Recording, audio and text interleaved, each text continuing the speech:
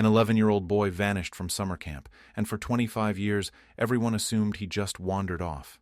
But behind his disappearance hid a twisted counselor, a journal of obsession, and someone even more sinister, always watching from the trees. A forgotten photo, a buried note, and one detective's refusal to stop uncovered what no one was ready to face. But only listen, how this haunting mystery unraveled, and why justice, at last, had the final word. David McNeil barely spoke during the hike, just walked steady, his flashlight beam slicing through damp air, sweat clinging to his back. Kyle Jennings led the group, cracking dumb jokes to keep things light. Behind him, the line of campers moved like shadows. Somewhere in the middle, David's sneakers crunched the gravel. He didn't laugh. He didn't complain. He just kept walking, quiet, invisible, but watching everything. Near the fork at Pine Bluff Ridge, Kyle paused to take a count. 21 heads, all present. 5 minutes, water break, he called out. Kids dropped backpacks, unscrewed bottles, swatted mosquitoes. David stood by a tree, scribbling something on his palm with a pen light. Kyle noticed, raised an eyebrow. "You good, Dave?" David didn't look up. "Yeah, I'm just going to head back early. Forgot to finish something." Kyle shrugged. "All right, stick to the trail. Don't cut through the woods." "I won't," David said, then walked into the trees. Not down the trail, not toward camp. Sideways. The next morning, when his bed was found untouched, no one panicked at first. Counselors had seen kids crash on benches, even fall asleep by the fire pit. But the journal on his bunk was open to the same page it had been 3 days earlier. His flashlight was under the pillow. Untouched. That's when Kyle's stomach dropped. They searched the trails first. Every bend, every brush line. They yelled until their voices cracked. The dogs sniffed sock piles and pillowcases. Nothing. Not even a broken twig. "You sure he didn't just run?" a trooper asked. The camp director snapped. With no shoes, no gear, his parents would have called. By noon, helicopters chopped the sky, stirring leaves but revealing nothing. By nightfall, reporters stood at the lake, cameras glinting, anchors repeating the same question. How does a child disappear without leaving anything behind? At the mess tent, counselors whispered. "He was weird, right?" one said. "Always quiet, always." "Maybe he ran." Another countered. "He asked me if I'd ever been to the Whisper Hole. I told him no. That place is off limits for a reason." "You mean the cave?" someone asked. "That place is a joke."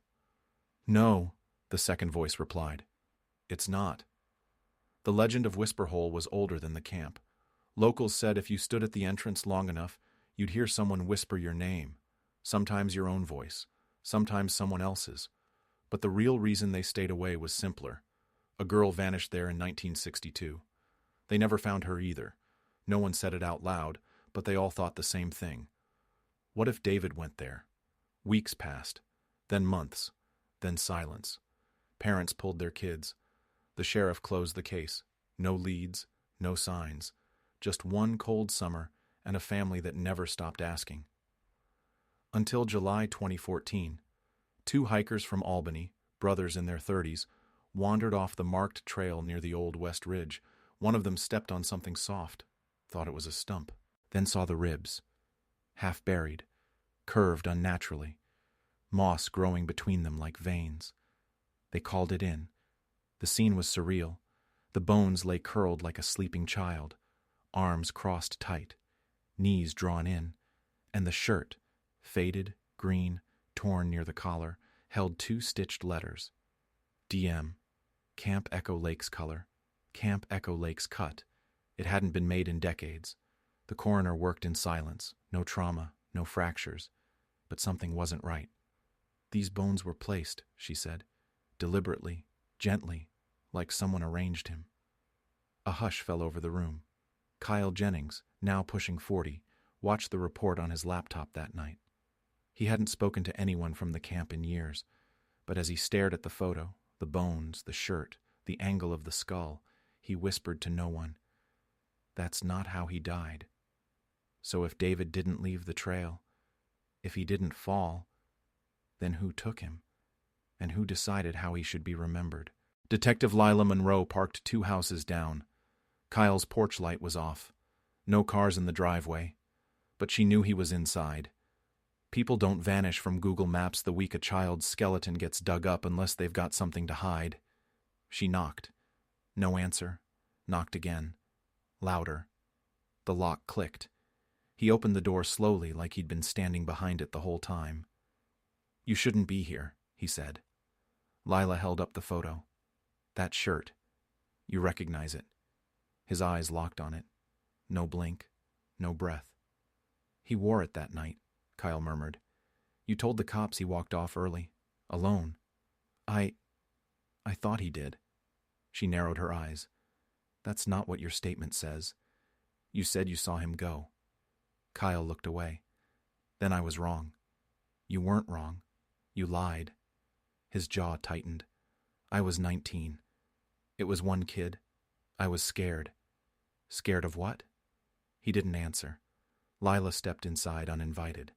The house was stale, curtains drawn, dust on the furniture like no one had sat down in years. She dropped the photo on the coffee table. "Where'd he go, Kyle?" "I don't know." She pointed at the Polaroid. "Then who took this?" "I've never seen that before." "No fingerprints, no timestamp, no camera model match." His voice cracked. "I didn't take it." Lila leaned in. "But you know who did." His hands curled into fists. "Leave." She didn't move. "Did you go back to the cave?" He exploded. "I never went near that place again." Silence. She stared him down. "You said again." He froze. She stepped closer. "So you had been there before." "I didn't do anything." Lila softened her voice. "Then tell me who did." Kyle turned away. "You don't understand. That camp, things happened there." "Then explain." He walked to the kitchen, opened a drawer, pulled out a photo, handed it to her. 5 counselors, summer of '89, arms around each other, one name circled in red ink, Jeremy Clark. "Senior counselor," Kyle said. "He wasn't supposed to be there that night." "What do you mean?" "He'd been fired 2 days earlier, drinking, yelling at kids. But he showed up anyway." "Did he speak to David?" Kyle nodded. "Said he was going to teach him some courage." "I thought it was a joke." Lila's eyes narrowed. "Why didn't you tell the police?" "He threatened me. Said if I said one word, I'd end up in the same hole." Her heart pounded. "What hole?" Kyle looked her dead in the eyes.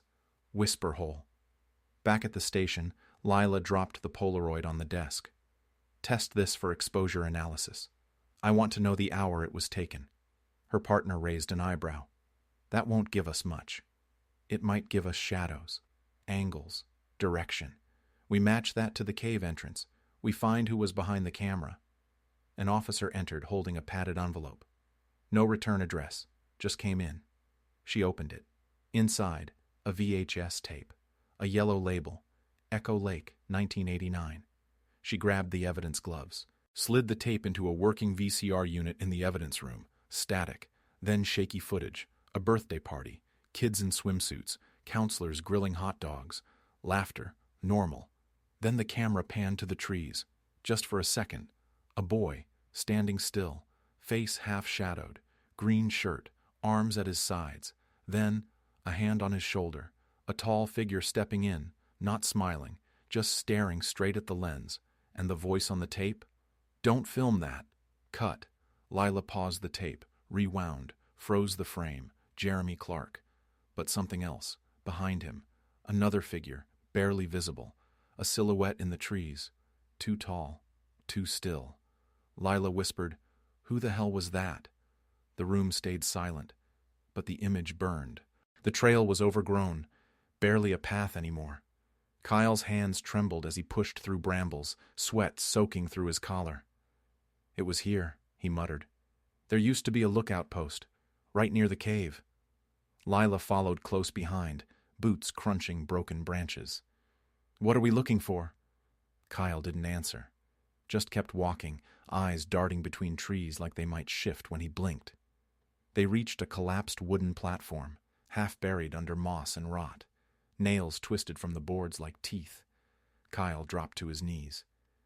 "This is where we'd sneak cigarettes," he said. "After lights out. Only counselors knew about it." Lila scanned the area. "So why bring David here?" "I didn't." "Then who did?" Kyle didn't look up. "Clark used to brag about this place. Said it had the best view of the lake. Said it was perfect for reflection." Lila crouched beside him. "Perfect for being alone." He nodded. They began clearing the debris. Broken planks, rusted soda cans, pieces of rope. Then, something hard. Plastic. Lila reached in and pulled out a whistle. Silver. Tarnished. The same kind issued to counselors in '89. "Clark's?" she asked. Kyle nodded. He always wore his, even after he was fired. Under the whistle, more debris. Then bones, not child-sized. Larger, fractured, a shattered jaw, 2 ribs broken clean, skull caved in on one side. Kyle recoiled. "Jesus." Lila steadied herself. "Don't move." The bones were wrapped in a camp-issue jacket, name tag half faded, but still legible. "Clark." Lila's voice was tight. "You said he threatened to bury you." Kyle's face went white. "He told me, if anyone talks, I'll make them join him." I thought he meant David. Maybe he did. Maybe someone made him join David instead. They called it in. CSI arrived 20 minutes later. Photos, markers, bags. The site became a crime scene fast. Lila stood off to the side, staring at the jacket. Her phone buzzed. A text from the lab. Drawing ink confirmed. 1987 Crayola red. Partial print. David's index finger. Another text. From evidence. "You need to see this." She returned to the station. Her partner met her at the door, holding a sealed bag. "Found behind the drawing," he said. "Folded twice, hidden inside the shirt seam." Lila opened the bag. A note, paper soft from age, but the writing clear. "I don't want to go in. He says I have to." Signed, David M. She swallowed hard. Her partner pointed to the date on the corner. July 12th, 1989, the night he disappeared. Back in the interview room, Kyle sat alone, hands clenched. Lila entered, dropped the bag in front of him. "Recognize the handwriting?" He didn't speak. She pulled out a second photo, a camp schedule. Clark's name scratched out. Beside it, in pen, the word replaced. And below it, Kyle's. "You weren't just a counselor," she said. "You took Clark's position the day he was fired." He nodded slowly. "Only because the director begged me. We were short-staffed." "You were his replacement," Lila said. "Did you know what he was doing?" Kyle's voice cracked. "I thought he was just mean, loud. But then I caught him one night, whispering into David's ear." "What did he say?" "I don't know. But David cried. I told the director. He said Clark was gone." Lila leaned in. "And yet Clark showed up again. That night." Kyle nodded. "He brought marshmallows. Acted like nothing happened. And you let him take a child into the woods." His eyes filled. "I didn't know." She slammed the file shut. "You should have known." He looked up, voice breaking. "I think there's someone else." She froze. "What do you mean?" Kyle stared past her, eyes unfocused. "Clark used to say he wasn't the one watching. He'd say, 'I'm just his hands.'" Lila's breath caught. "Whose hands?" Kyle's lips trembled. "The man with no face."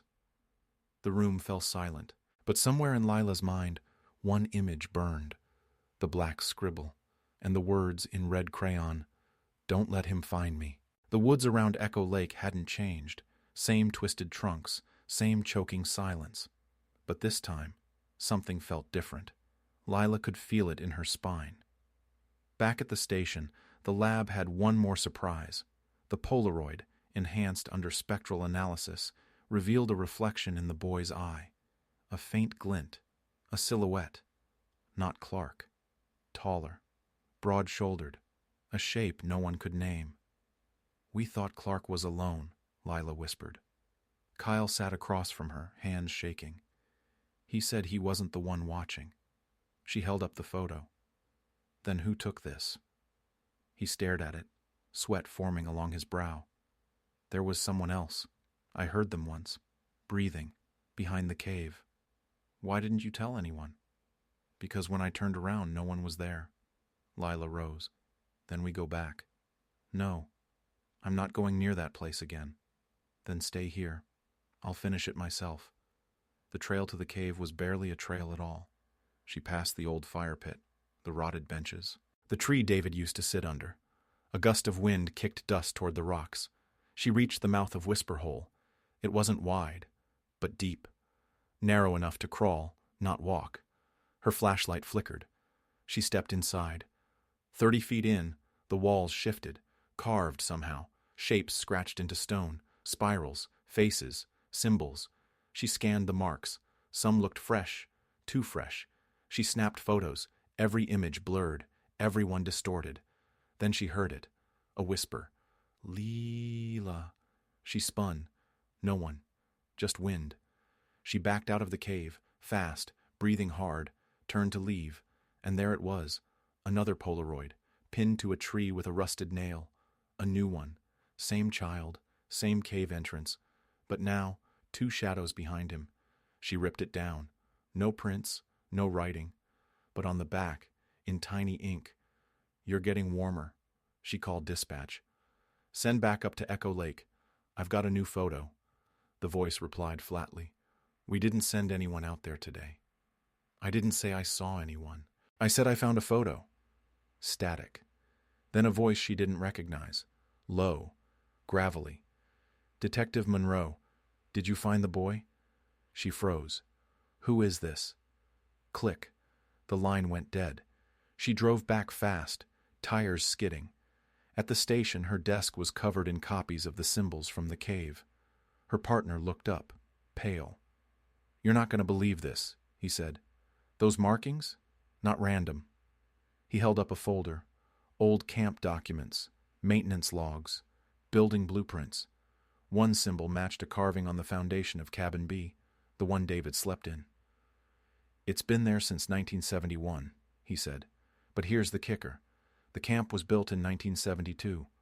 Lila stepped back. "So who carved it?" No answer. Another officer walked in, shaken. "You need to see this." He held a package. No stamp, no address. Just her name. Inside, another tape, Super 8 film, labeled only with a year 1981. They played it. A boy. Different. Not David. Walking near the same cave. Same green shirt. Different face. He was talking to someone off screen. Then the camera panned slightly. A man's shadow. Then static. Then another whisper. "You're getting closer." Lila stood frozen. "How many boys?" No one answered. She looked at the timeline. 1981. 1989. Then silence. Until now. Her partner leaned in. "This isn't just David's story." "No," she said. "It's someone else's game." And then the lights cut out. All of them. The station went black. One screen flickered back on. New footage. Of her. At Echo Lake. Today. Filmed from the trees. Someone had been watching. Still was.